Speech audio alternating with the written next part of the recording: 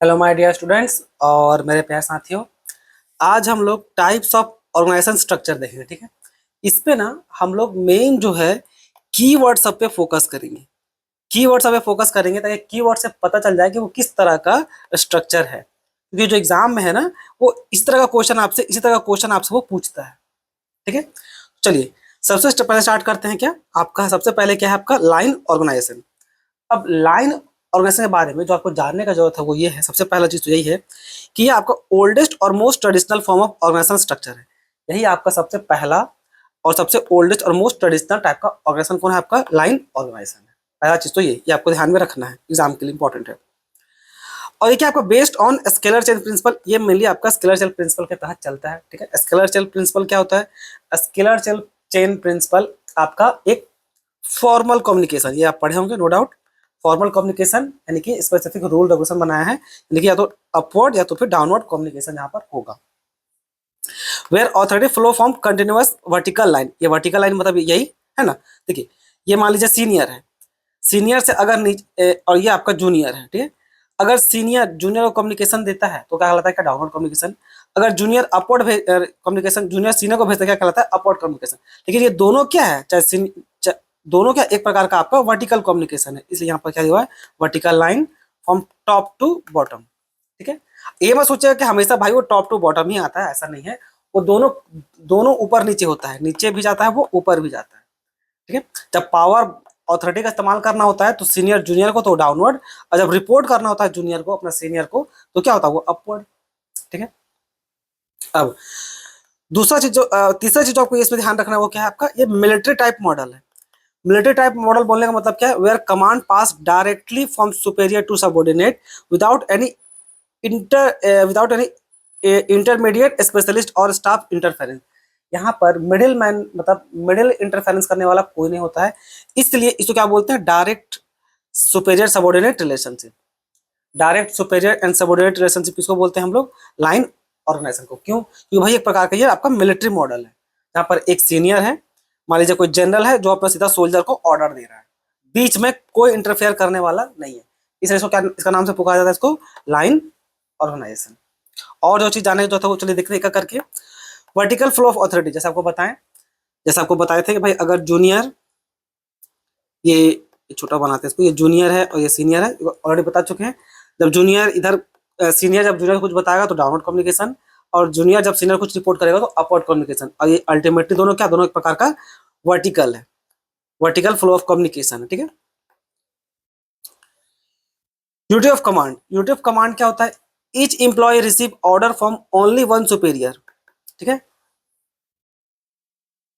Only one superior मतलब एक ही यहाँ पर सुपेरियर है, यूनिटी ऑफ कमांड यहाँ पर होता है each employ receive order from only one superior, मतलब यहाँ पर केवल एक सीनियर होगा और जो जूनियर को कमांड देगा। जैसे कि ये सीनियर है और ये अपना जूनियर को कमांड दे रहा है और बीच में कोई नहीं। क्लियर? और जितना भी जूनियर है, ऐसा नहीं कि एक ही जूनियर है।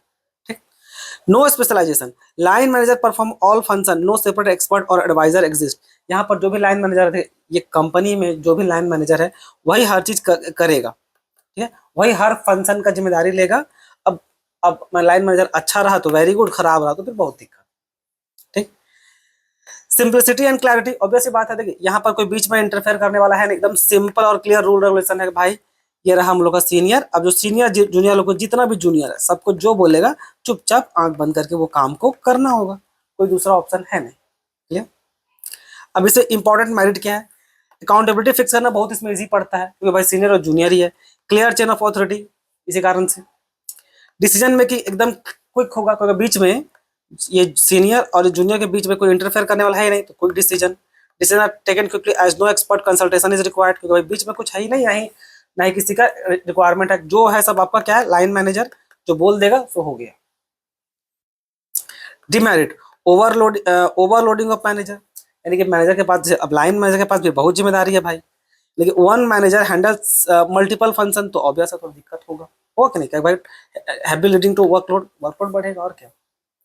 Lack of specialisation, absence of expert में reduce efficiency and technical quality. अब देखिए अगर वो मैनेजर कोई एक पर्सन मल्टीपल फंक्शन को संभाल नहीं सकता, ये सिंगल सीनियर कितना अच्छा हो, वो किसी एक काम में अच्छा होगा, सब में अच्छा हो जाए वो पॉसिबल नहीं होता है। क्लियर? फिर आता है क्या आपका फंक्शनल ऑर्गेनाइजेशन। ये आप अपना क्लास 12 का बीएसटी में पढ़ के आए होंगे। देखिए ये इस टाइप से है। फंक्शनल ऑर्गेनाइजेशन में क्या होगा, मान लीजिए ये आपका मैनेजिंग डायरेक्टर, ये हेड है। इसमें अलग अलग फंक्शन के हिसाब से अलग अलग फंक्शन क्या, जैसे कि human resource department. Human resource department का मेन फंक्शन क्या है, इम्प्लॉय को या तो नौकरी पे रखना या तो नौकरी पे निकाल देना, हायर करना, रिक्रूटमेंट करना या तो फिर एक्सपेल कर देना।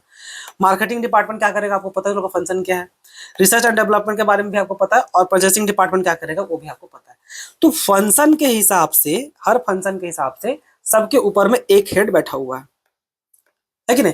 और ये हेड अपना अपना काम में, यानी कि ह्यूमन रिसोर्स काम में इसमें स्पेशलिस्ट है, ये अपना काम में स्पेशल, मार्केटिंग में, ये रिसर्च एंड डेवलपमेंट में स्पेशलिस्ट है, ये आपका परचेसिंग डिपार्टमेंट में स्पेशलिस्ट है, और इन सब का भी एक हेड है, वो है आपका मैनेजिंग डायरेक्टर। ठीक है, तो आई होप ये आपको क्लियर हो गया होगा। अब चलिए इसको देखते हैं आगे क्या लिखा हुआ है। अब इसको थोड़ा पढ़ते हैं। Functional organization system where organization divided into group, जैसे कि आपको बताएं अलग अलग फंक्शन में, based on specialized function like production, marketing, finance, जैसा आपको पहले समझा बच्चों। अलग अलग फंक्शन के हिसाब से ह्यूमन रिसोर्स डिपार्टमेंट बटा नौकरी पे रखना या निकालना, marketing, research development and purchasing. This structure was proposed by F W. Taylor, ये जनरली किसके द्वारा दिया था, एफ.डब्ल्यू. टेलर के द्वारा, टू ब्रिंग टेक्निकल एक्सपर्ट, ताकि भाई इन सब में अपना अपना हर कोई एक्सपर्टीज रखे, आगे बढ़िए। मीनिंग और ये देख लें। और वैसे इसमें क्या मिलेगा, स्पेशलाइजेशन। देखिए फंक्शनल ऑर्गेनाइजेशन में जो आपको याद रखना है ना, ये इसमें कुल मिला के हर चीज, जो एक ही चीज बार बार घूम के आता है, वो क्या आपका स्पेशलाइजेशन। स्पेशलाइजेशन के दम पे ये सब कुछ टिका हुआ है, क्योंकि ये जो जितना भी फंक्शन में हम लोग बांटे हैं, किस आधार पर बटा हुआ है, भाई वो लोग अलग अलग फंक्शन है। ये परचेजिंग, रिसर्च, डेवलपमेंट, मार्केट, तो नाम बस दिया गया ना, भाई लोग अपना अपना डिपार्टमेंट में क्या है, एक्सपर्ट है, स्पेशलाइजेशन रखता है। ठीक है। Functional foremanship, a worker is supervised by multiple specialist to ensure efficiency and quality. यहाँ पर फंक्शनल फॉर्मेनशिप है, यानी कि बहुत सारा बॉसेस सब यहाँ पर अवेलेबल है। ठीक है। Expert supervision, focus on how, मतलब काम कैसे होगा। Work is guided by expert, Mphasis correct method, जैसा आपको पता है अलग अलग डिपार्टमेंट है, तो अलग अलग डिपार्टमेंट जो अलग अलग हेड है, वो अपना अपनी जिम्मेदारी लेगा काम का। ठीक है। Multiple command, subordinates receive instruction from different functional head, जो भी फंक्शनल हेड है वो लोग अपना अपना से ये लेगा, ऑर्डर लेगा कि भाई ये इससे या इससे जिससे भी ऑर्डर लेना जरूरत पड़े, सबका है, मतलब एक हेड है। अब इसमें जो आपको ध्यान रखने वाली बात है, यहाँ देखिए, ये वायलेशन करता है यूनिटी ऑफ कमांड को। यूनिटी ऑफ कमांड जो आपका किसका प्रिंसिपल है, आपका फेयोल का प्रिंसिपल है। फेयोल का प्रिंसिपल है, जिसमें क्या बोला गया था, वन बॉस और वन कमांड। एक बॉस एक ही जूनियर को कमांड देगा, मतलब एक जो जूनियर है, ये जो जूनियर बेचारा है, इसका केवल एक ही बॉस होगा। और यहाँ पर क्या है, वो वायलेशन कर रहा है। कैसे, यहाँ पर देखिए मल्टीपल फंक्शनल फॉर्मेनशिप, यानी कि बहुत सारा बॉसेस है। ठीक है। Dominance of specialist, functional experts have authority over there specific area, यानी कि यहाँ पर भाई सब का सब स्पेशलिस्ट है, तो ऑब्वियसली उस काम में बहुत एक्सपर्ट होगा। एक अच्छा स्टैंडर्ड मेंटेन करेगा, जो बता दिए। हाई स्पेशलाइजेशन, जो वो बता ही दिए। अब मेरिट देखिए, ऑब्वियस है स्पेशलाइजेशन है तो इफिशिएंसी और क्वालिटी मेंटेन होगा, no doubt. High specialization and professional growth, वो भी होगा, बता दिए। अभी बार बार एक ही चीज को रिपीट करने का मतलब नहीं बनता। ठीक है। इंपॉर्टेंट डिमेरिट्स क्या, सो देखिए, violation and less confusion, violation of what, unity of command, multiple command है, इसीलिए तो ये लोग ब्लेम गेम खेलता है आपस में। मान लीजिए अगर कंपनी लॉस में जा रहा है, तो क्या करेगा, लोग ब्लेम गेम खेलेगा। कैसे, मान लीजिए मार्केटिंग डिपार्टमेंट कंप्लेन करा भाई, रिसर्च डेवलपमेंट अच्छा से कोई इनोवेशन करके दे देती। रिसर्च डेवलपमेंट बोलता है हम लोग अच्छा से रिसर्च करके देते हैं, परचेजिंग डिपार्टमेंट माल खराब खरीद के लाता है, क्वालिटी खराब करता है। ह्यूमन, और ये लोग बोल देगा भाई ये जो एम्प्लॉय हायर किया ये किसी काम का नहीं है, तो क्या लोग आपस में ब्लेम गेम खेलते रहता है, इसको एक दूसरे को ब्लेम करते रहता है। ठीक है। तो ये है। तो lack of coordination, department focus on their own goal, reducing overall coordination. अब बहुत बार क्या होगा ना, कि ये जो अलग अलग डिपार्टमेंट है ना बच्चों, ये डिपार्टमेंट ये लोग अपना पे फोकस करता है कि मेरा टारगेट और मेरा जो भी चीज़ है वो पूरा हो जाए, बाकी समझे, बाकी जिसको समझना है। ठीक है। तो ये इस टाइप का है फंक्शनल। तो इसमें जो कीवर्ड्स है ना, वो आपको याद रखना, क्या इसका कीवर्ड्स एक ही है, और ये क्या है, मेन स्पेशलाइजेशन। दूसरा बात ध्यान में रखिएगा कि वायलेशन करता है किसका, यूनिटी ऑफ कमांड का। वायलेशन, ये multiple command, unit of command का वायलेशन करता है। ठीक है। अब आ जाइए डिविजनल। डिविजनल को देखिए, समझिए डिविजनल ऐसे रहता है। मान लीजिए ये टाटा कंपनी है। ठीक है। टाटा कंपनी का बहुत सारा प्रोडक्ट है। टाटा कंपनी का आपका टाटा मोटर्स है, आपका टाटा कंपनी का टाटा स्टील है, टाटा का आपका टीसीएस है, टाटा कंसल्टेंसी सर्विस है, जो तनिष्क फनिष्क है ज्वेलरी वाला पार्ट, वो भी सीखा है। तो ये क्या, ये अलग अलग प्रोडक्ट हुआ ना, ये चारों क्या, ये अलग अलग प्रोडक्ट हो गया। तो मान लीजिए जैसे ये मेन क्या बोलिएगा, ग्रुप है, टाटा ग्रुप है। अब टाटा ग्रुप के अंदर बहुत सारा कंपनी है। जैसे आपका टाटा ग्रुप के अंदर आपको टाटा मोटर्स है, टाटा स्टील है, टीसीएस है, आपका तनिष्क ग्रुप है, ये सब है। तो जब आपका कंपनी इस प्रकार का होगा ना, तो आपका लिए बेटर क्या होता है, किसी के लिए वो डिविजनल स्ट्रक्चर को मेंटेन करे।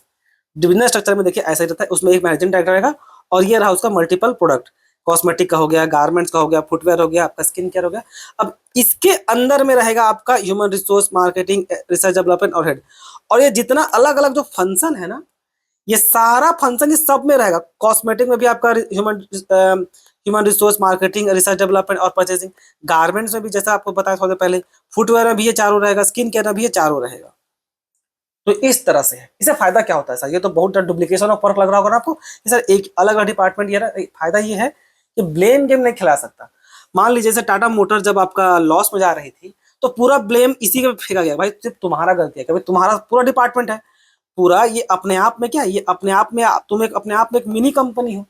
मतलब मान लीजिए अगर ये टाटा मोटर्स होती, मान लीजिए ये गारमेंट्स की जगह टाटा मोटर्स है, तो टाटा मोटर्स को सब कुछ है ना, रिसोर्स, ह्यूमन रिसोर्स है, मार्केटिंग है, रिसर्च डेवलपमेंट है, परचेसिंग है, तो सारा जिम्मेदारी तो टाटा मोटर्स को उठाना पड़ेगा ना, और उठाया भी गया था। नैनो के कारण, देखिए रतन टाटा जी का सपना था, वो अच्छी बात है, ठीक है, लेकिन इसके कारण टाटा मोटर्स को बहुत लॉस सहना पड़ा। तो पूरा ब्लेम किसके फेंका गया, टाटा मोटर्स के कारण, ठीक है, पूरा सब इसी पे ब्लेम कर दिया। तो ब्लेम गेम से बच नहीं पाइएगा यहाँ पर, ठीक है। और यहाँ पर अकाउंटेबिलिटी फिक्स करना इजी पड़ता है। तो ये था, इन दोनों को ज्यादा डिटेल में से समझाया क्योंकि काफी इंपॉर्टेंट है दोनों, इसलिए। तो डिविजनल स्ट्रक्चर देखिए आप, divisional organization divide business into semi autonomous unit, जैसे बताएं अलग अलग टाटा मोटर्स, टाटा आपका टीसीएस, आपका टाटा स्टील, ये सब अलग अलग ऑटोनोमस यूनिट, सबके पास अपना फ्रीडम है, इंडिपेंडेंट है, आपको जैसे वर्क करना है कीजिए, बस खाली प्रॉफिट कमाइए, बाकी जो करना है कीजिए, ठीक है। बेस्ड ऑन प्रोडक्ट, याद रखिएगा, डिवीजन का जो मेन कीवर्ड है वो क्या है आपका, प्रोडक्ट, मल्टीपल प्रोडक्ट होना, ठीक है। और region where each division function like mini company, आपको बताएं ये लोग अपने आप में एक मिनी कंपनी है। जैसे टाटा मोटर्स, टाटा मोटर्स अपने आप में कंपनी, टाटा स्टील अपने आप में कंपनी है कि नहीं, with own resources and manager responsible for profit and loss. देखिए बताएं मेन काम भाई प्रॉफिट कमा के दो, बाकी जो करना है करो। आगे बढ़िए, जैसे बताएं ये बेटर कब रहता है, जब ये मल्टीपल प्रोडक्ट होता है। तो ये भी बता दिए आपको कि भाई हर कंपनी के पास अपना फुल पावर है, तुमको जो करना है करो, बस प्रॉफिट हो जाना चाहिए। डिसेंट्रलाइजेशन, ऑब्वियस है, सबके पास पावर बटा हुआ है, जितना भी कंपनी है, चाहे टाटा मोटर्स हो, चाहे टीसीएस हो, चाहे तनिष्क हो, सबके पास अपना अपना पावर है। Profit responsibility, each division accountable for its on performance and profit, ये भी बता दिए आपको बच्चों। अब मेरिट देखिए, फास्टर डिसीजन मेकिंग, क्यों, क्योंकि भाई सबका अपना अपना प्रोडक्ट है, अपना अपना प्रोडक्ट का अपने आप में कंपनी है। टाटा मोटर्स अपना देख लेगा, टाटा स्टील अपना डिसीजन लेगा, है कि नहीं, टीसीएस वाला सब अपना देख लेगा, इस टाइप से है। प्रोडक्ट स्पेशलाइजेशन, जैसे अलग अलग प्रोडक्ट है तो सबको अलग अलग बांट दिए, ठीक है। Important demerit, duplication of work, जैसा बताएं, डुप्लीकेशन ऑफ रिसोर्सेज। अब भाई अब उतना सारा अगर प्रोडक्ट है तो पैसा भी ज्यादा लगेगा, टेक्नोलॉजी भी ज्यादा लगेगा, हर काम बार बार रिपीट होगा, क्या होगा कि नहीं। तो उसके देखिए ना, अब कॉस्मेटिक है तो उसका 4 डिपार्टमेंट, गारमेंट्स का इसका भी यही 4 डिपार्टमेंट, फुटवेयर का इसका भी यही 4 डिपार्टमेंट, स्किन केयर का उसका भी यही same 4 department. Duplication of work हो रहा है कि नहीं, बार बार सेम वर्क रिपीट कर रहा है, तो ये है। तो ये हो गया बच्चों। इंटर डिविजनल कॉन्फ्लिक्ट, कॉन्फ्लिक्ट्स में arise between division over resources, resource को लेकर भी आ सकता है। जब टाटा मोटर्स ना जब लॉस पे जा रही थी तो उसको बहुत क्रिटिसिज्म फेस करना पड़ा था, ठीक है।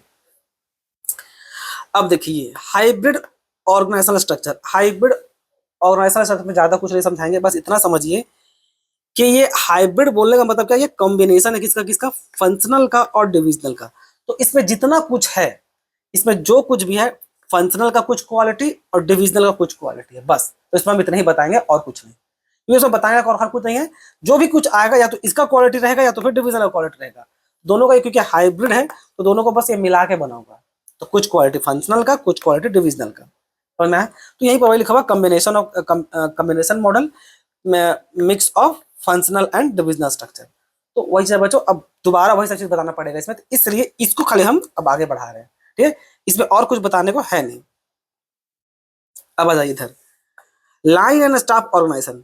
लाइन एंड स्टाफ ऑर्गेनाइजेशन बोलने का मतलब क्या है, line and staff organization is combination of line and functional structure. Line and functional structure बोलने का मतलब क्या है?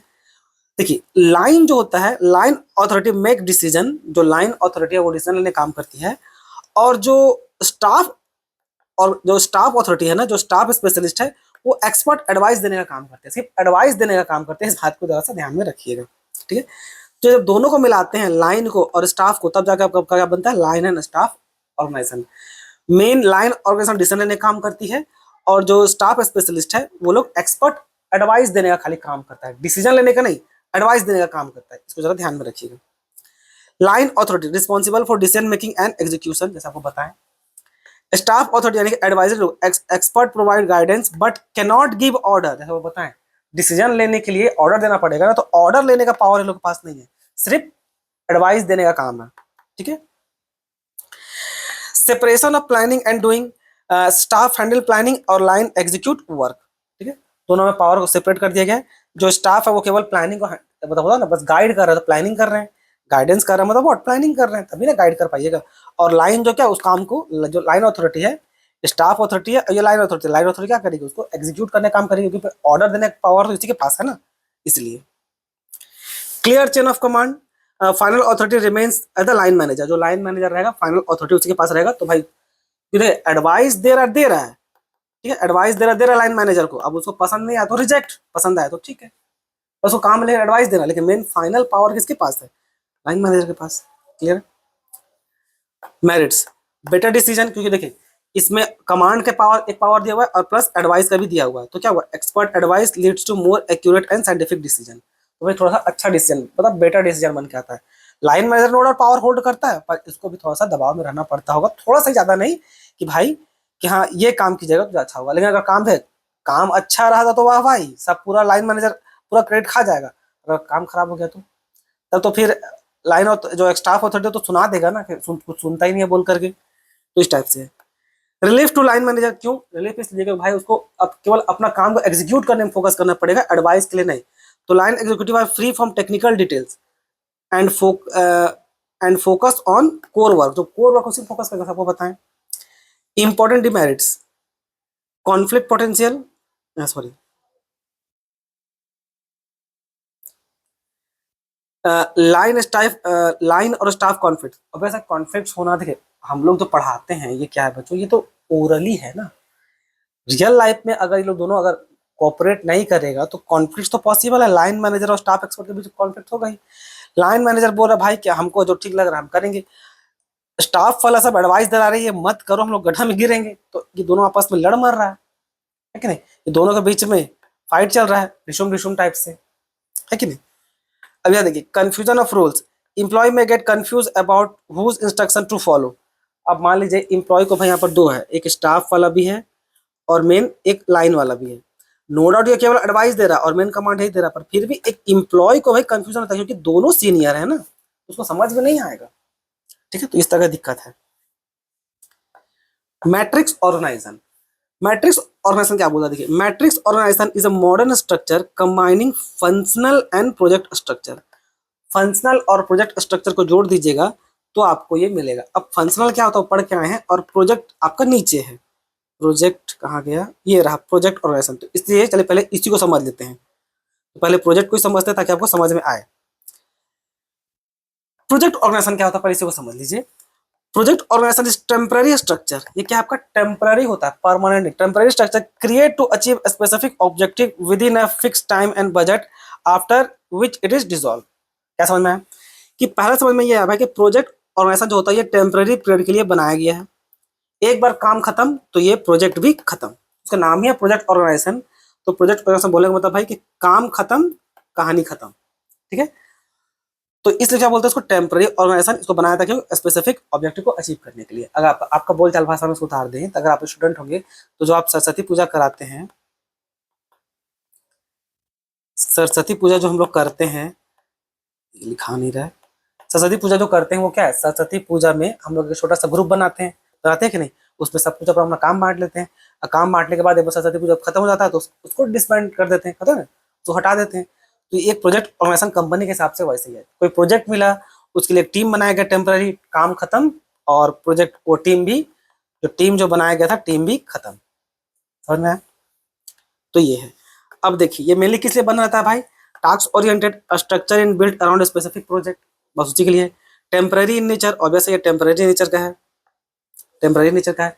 एक बार काम खत्म होगा प्रोजेक्ट को बंद कर दिया जाएगा, मतलब उस टीम को खत्म कर दिया जाएगा। Project manager authority, single leader has full control over resources and team, मतलब एक उसमें हम लोग लीडर बना देंगे जो सब कुछ कंट्रोल करने का काम करेगा। Multi disciplinary team, expert from different fields work together, यानी कि इस प्रोजेक्ट को अगर मान लीजिए कोई प्रोजेक्ट है या जो भी प्रोजेक्ट है, इस प्रोजेक्ट में अगर बहुत सारा स्किल का जरूरत पड़े तो सबको हायर करेंगे। अब अगर इस सरस्वती पूजा को थोड़ा और हम एक्सपेंड कर दें तो चलिए थोड़ा सा अब आ जाए हम लोग दुर्गा माता में आ जाते हैं, दुर्गा पूजा आ जाते हैं। दुर्गा पूजा जो आपका जहां भी आप रहते होंगे, मान लीजिए बहुत बड़ा पंडाल लगा हुआ है, ठीक है, बहुत बड़ा पंडाल लगा हुआ है, तो क्या होगा वहां पर मल्टी डिसिप्लिनरी, यानी कि हर काम वहां पर हर चीज को आप कॉन्ट्रैक्ट में हम लोग दे देते हैं, यानी कि हर चीज का अपना अपना स्पेशलिस्ट है। एक केवल लाइट देख रहा है भाई, वो तुम पूरा लाइट का जिम्मेदारी तुम्हारा, तुम समझो लाइट को, हो गया, तो लाइट वाला एक्सपर्ट बुला लेंगे। एक होगा जो केवल पंडाल को फोकस करेगा, वो जो खड़ा होता है ना जो कपड़ा में बना के पंडाल, तो भाई पूरा डिजाइनिंग का काम तुम्हारा। एक होगा जो भाई तुम डीजे का ध्यान रखेगा, मतलब बॉक्स उसका, तुम साउंड का ध्यान रखेगा। तो ये सब क्या है, ये सबका अपना अपना ये लोग अपना अपना काम में एक्सपर्ट है, समझना है। मेरिट देखिए, ये टाइमली कंप्लीट हो जाएगा, ऑब्वियस है। अबे दुर्गा पूजा का भाई जो है आने वाला है, मान लीजिए अक्टूबर नवंबर में, तो उसका टाइम पे पूरा करना ही पड़ेगा ना, तो इसलिए क्या है टाइम कंपटीशन। क्लियर अकाउंटेबिलिटी, सबको भाई अपना अपना जिम्मेदारी क्लियर कट पता है कि भाई, क्लियर कट पता है कि भाई डीजे वाला को डीजे को ध्यान देना है, आपका लाइट वाला को लाइट को फोकस करना है, जो जो पंडाल बना रहा है दुर्गा माता का वो उसको फोकस करेगा, ठीक। अब इसमें देखिए दिक्कत क्या है, इंपॉर्टेंट डिमांड, इसमें जॉब इनसिक्योरिटी भाई, एक बार काम खत्म उसके बाद वो भी खत्म, ठीक है। मान लीजिए एक बार दुर्गा पूजा काम खत्म तो उसके बाद सब डिसबैंडेड अपना अपना घर जाइए। अंडर यूटिलाइजेशन ऑफ रिसोर्सेज, अब इसमें बहुत बार क्या होता है कि बहुत बार मान के चलते हैं रिसोर्सेज पूरी तरह से इस्तेमाल नहीं हो पाता है। और दुर्गा पूजा यह सरस्वती पूजा हम लोग जब करते हैं तो जब पैसा बच जाता है उसके बाद में पार्टी किया जाता है। अगर आप बचपन में ये सब शरारत किए होंगे तो आपको समझ में आ रहा है हम बोल के आ रहे हैं, ठीक है। तो ये होता है एक प्रकार का प्रोजेक्ट ऑर्गेनाइजेशन। तो मोटा मोटी क्या पता चला भाई, प्रोजेक्ट ऑर्गेनाइजेशन बनता है मेनली टेम्पररी पीरियड के लिए, किसी खास प्रोजेक्ट को अचीव करने के लिए। जैसे एग्जाम्पल दिया दुर्गा पूजा या सरस्वती पूजा का, तो कंपनी भी ऐसा होता है। कंपनी मान लीजिए कोई कोई एक पर्टिकुलर प्रोजेक्ट को कंप्लीट करना है, तो उस प्रोजेक्ट के लिए एक टीम बनाया गया, टीम में जो जो स्पेशलिस्ट का जरूरत पड़ा स्पेशलिस्ट बुलाया गया, उस प्रोजेक्ट को पूरा किया गया, उसके बाद टीम को डिसबैंडल मतलब अबैंडन कर दिया, मतलब उसको बस बंद कर दिया गया। तो इस टाइप से है। अब आ जाइए इसमें मैट्रिक्स में, मैट्रिक्स में अब आ जाइए, फंक्शनल पढ़ के आए, अब प्रोजेक्ट अभी थोड़ी देर पहले पढ़ाए हैं। तो where employees work on project while remaining part of functional department, ठीक है, मतलब प्रोजेक्ट में काम किया जाएगा लेकिन जो मेन काम करने का स्ट्रक्चर है वो आपका फंक्शनल में भागेगा। जैसे क्या, dual authority, employee report both functional and project manager, यहाँ पर दोनों यहाँ पर की फीचर यही है, इसमें दोनों को रिपोर्ट करेगा, फंक्शनल वाला को भी और आपका प्रोजेक्ट मैनेजर को भी, ठीक। ये क्या है, functional plus project role. Functional manager handle technical aspect, project manager handles project completion.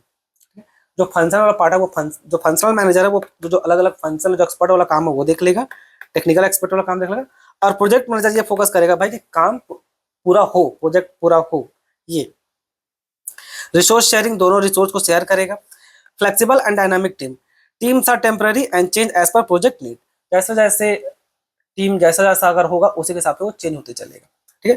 जैसे कि अगर इसका मैं उदाहरण दें, अगर मैट्रिक्स होगा टीम टेम्पररी, जो टेम्पररी रहेगा, और एस एंड चेंजेस जो भी करना पड़े सिचुएशन के हिसाब से उसमें चेंज किया जाएगा। इतना ही काफी है, ज्यादा डिटेल में जाने की जरूरत नहीं है। इंपॉर्टेंट मेरिट्स क्या है, पहला merit efficient resource utilization, specialize employee are use across multiple project efficiently. तो मैट्रिक्स ऑर्गेनाइजेशन में क्या देखने को मिला कि भाई जो रिसोर्सेज है उसको हम लोग फुल्ली यूटिलाइज कर रहे हैं, किसी प्रकार का वेस्टेज नहीं होगा, तो ऑब्वियस दो मैनेजर है देख लेगा। फ्लेक्सिबिलिटी, ऑब्वियस दोनों के पास फ्लेक्सिबिलिटी है, तो structure adopt easily to change project and market needs, तो ये कुछ फ्लेक्सिबिलिटी है। ये सब बोलने के लिए ना कुछ ना कुछ दिक्कत रहता है, जैसे ये देखिए पहला क्या है, रोल एम्बिग्यूटी एंड कॉन्फ्लिक्ट, ये दो लीडर है तो dual authority creates confusion and conflicts obvious. फिर high stress, employ face pressure due to multiple bosses and deadline. अब इसमें एक बात ध्यान रखिएगा, मैट्रिक्स ऑर्गेनाइजेशन आपका यूनिटी ऑफ कमांड को वायलेशन करता है, क्यों, क्योंकि भाई यहाँ पर दो बॉस थमा दिया गया है, ठीक है। इस तरह से वहां पर वो वॉयलेशन कर रहा है। आगे बढ़िए, अब क्या है team based structure. Team based structure क्या है? Team based structure is a modern organisation design where the organisation is build around self manage and cross functional team with reduce hierarchy and share responsibility. मतलब इसमें क्या है कि भाई एकदम team की तरह बनाया गया जिसमें स्ट्रक्चर सब कम है, और मेन क्या है self manage and cross functional team आपस में हर कोई कोऑपरेट कर रहा है, ताकि जो भी जो काम मिला है उसको हम लोग रिस्पॉन्सिबिलिटी के साथ पूरा कर सकें। अब ये क्या है फ्लैट स्ट्रक्चर है, fewer management levels and direct communication, जैसे बताएं इसमें ज़्यादा उतना ताम झाम वाला नहीं है, फ्यूअर कम मैनेजमेंट है और डायरेक्ट कम्युनिकेशन है। Cross functional team money members from different departments work together, सब बताएं आपका मार्केटिंग डिपार्टमेंट आपका एचआर डिपार्टमेंट से कॉपरेट कर रहा है, एचआर डिपार्टमेंट आपका प्रोडक्शन डिपार्टमेंट के साथ कॉपरेट कर रहा है, मतलब हर कोई एक दूसरे के साथ कॉपरेट कर रहा है। Empowerment, team have authority to take decision, जो भी टीम बनेगा उसके पास अथॉरिटी रहेगा कोई प्रकार का फैसला लेने के लिए। Self management, team manage their own work and performance, इसमें थोड़ा छूट दिया हुआ है, थोड़ा सा छूट दिया हुआ है, तो भाई अपने से आप डिसीजन या मैनेजमेंट कर सकते हैं। मेरिट्स क्या है?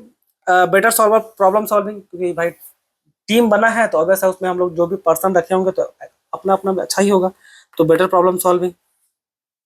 हाई फ्लेक्सिबिलिटी, यहाँ पर फ्लेक्सिबिलिटी भी हाई रहेगा, मतलब अगर कोऑपरेट कर रहे हैं team can quickly adopt to change without hierarchy delay, क्योंकि भाई उतना स्ट्रक्चर है नहीं तो इजी पड़ेगा। इंपॉर्टेंट डिमांड्स क्या है? Conflict potential, differences in opinion में लीड कॉन्फ्लिक्ट, हर कोई अपने अपने आप में एक्सपर्ट है तो थोड़ा सा कॉन्फ्लिक्ट होने का चांस तो है। लैक ऑफ क्लियर लीडरशिप, अब कोई एक पर्टिकुलर बॉस तो है नहीं जिसका बात सुना जाए, तो अगर बात फंसा, अब सब कोई अपने आप एक्सपर्ट बोल रहा है तो क्या होगा, बात फंस सकता है।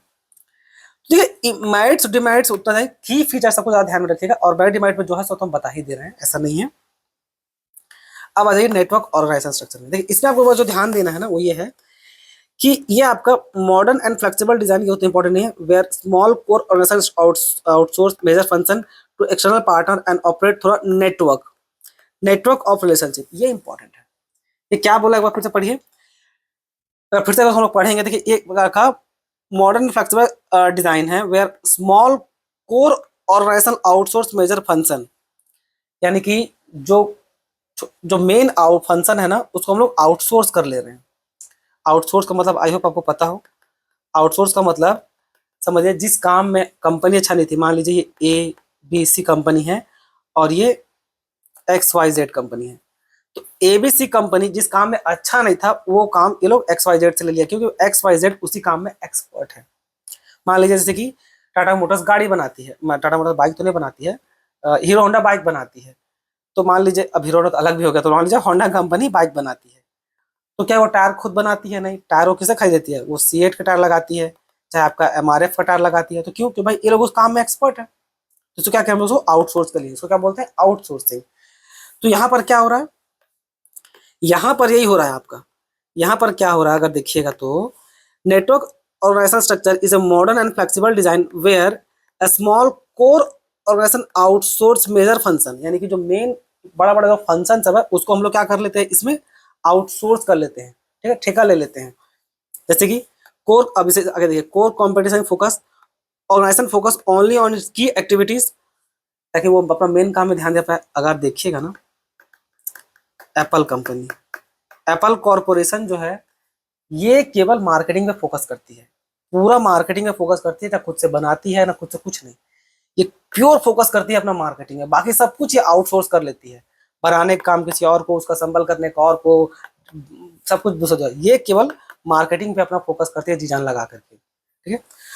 आउटसोर्सिंग इसका मेन है, major function are perform external firm, जैसा आपको बताएं ये जो एप्पल कॉर्पोरेशन है अपना मैक्सिमम काम दूसरा से करवा लेती है, ठीक है।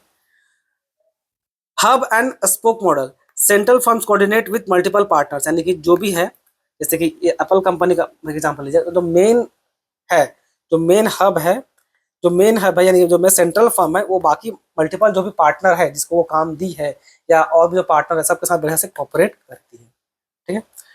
Highly flexible and virtual, operate with minimum operate with minimum hierarchy and physical presence, ये लोग क्या है कि भाई बहुत ही कम लेवल में प्रेजेंस होता है, और साथ ही जितना कम हियरार्की ऑर्डर हो सके। देखिए एप्पल का एग्जांपल हम केवल आउटसोर्सिंग के लिए दिए हैं, तो ध्यान में रखिएगा एप्पल का एग्जांपल को इसमें टीम टीम ये जो नेटवर्क ऑर्गेनाइजेशन स्ट्रक्चर है उस पर मत बैठा दीजिएगा, एप्पल कंपनी का जो एग्जांपल हम दिए आपको बच्चों, याद रखिएगा, ये केवल आउटसोर्सिंग के लिए दिए हम, ठीक है, केवल आउटसोर्सिंग के लिए।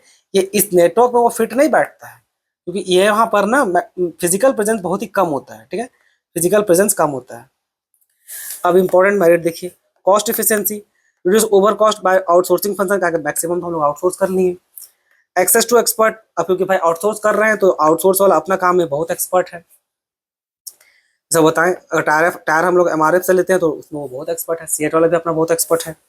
डिमेरिट्स, लॉस ऑफ कंट्रोल, अब क्योंकि देखिए सारा चीज आप बाहर से करवा रहे हैं तो less control over quality and performance. और एक्सटर्नल पार्टनर जो पार्टनर जिसको आप आउटसोर्स का काम दिए हैं, अरे एमआरएफ टायर अच्छा बनाए तो ठीक है, पर अगर किसी और को दिए होगे, एक्स वाई जेड को दिए, वो भी टायर बनाती है पर वो उतना अच्छा नहीं बनाती है, तो फिर लेस क्वालिटी है कि नहीं, कंट्रोल भी नहीं कर सकते क्योंकि आप आउटसोर्स दिए हैं।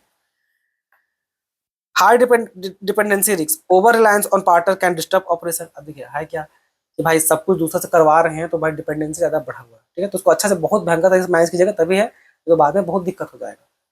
क्लियर। वर्चुअल ऑर्गेनाइजेशन स्ट्रक्चर, अब वर्चुअल ऑर्गेनाइजेशन स्ट्रक्चर क्या है, ये भी आपका नेटवर्क बेस्ड स्ट्रक्चर है, वेयर इंडिपेंडेंट फर्म्स और इंडिविजुअल कोलैबोरेट यूजिंग ये वाला पार्ट याद रखिएगा, information communication technology without central physical office. पहला इंपॉर्टेंट चीज, नो ऑफिस, कोई नो ऑफिस, कोई फिजिकल ऑफिस नहीं, कोई उस पर बिल्डिंग विल्डिंग नहीं है।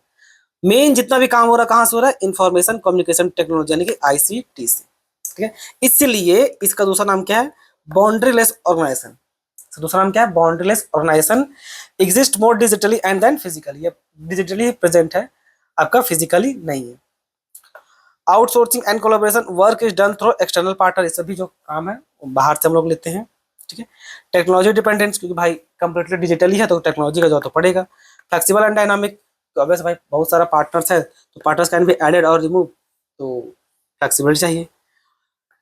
पहला मेरिट क्या है, लो कॉस्ट, क्योंकि सारी चीज आउटसोर्स कर रहे हैं और भाई फिजिकल प्रेजेंस नहीं है तो ऑफिस का रेंट का खर्चा बच जाएगा। ग्लोबल टैलेंट एक्सेस, अभी डिजिटली है तो भाई पूरा पूरा वर्ल्ड वाइड कहीं से भी टैलेंट ला सकते हैं, best talent world wide. Important demerits, loss of control, क्योंकि भाई सारा चीज बाहर से कर रहे हैं और डिजिटली हो रहा है तो भाई कंट्रोल खोने का डर भी है। कम्युनिकेशन इशू, जैसे बताएं कि फेस टू फेस इंटरेक्शन कर रहे हैं तो मिसअंडरस्टैंडिंग होने का चांस है, क्योंकि डिजिटली बहुत दिक्कत होता है थोड़ा सा, समझिए। तो जो आपको ध्यान में रखना है, ये जो नेटवर्क और जो वर्चुअल है ना, ये दोनों ऑलमोस्ट सिमिलर की तरह रखता है, तो याद रखिएगा नेटवर्क में फोकस कीजिएगा, hub and spoke, outsourcing non core activity and centralize control, ये ध्यान में रखिएगा। वर्चुअल में क्या है, looking digital presence, boundaryless organization बोलिए, चाहे no physical office, temporary and collaboration, ठीक है। तो ये आपको इसमें ध्यान में रखना है, ठीक है।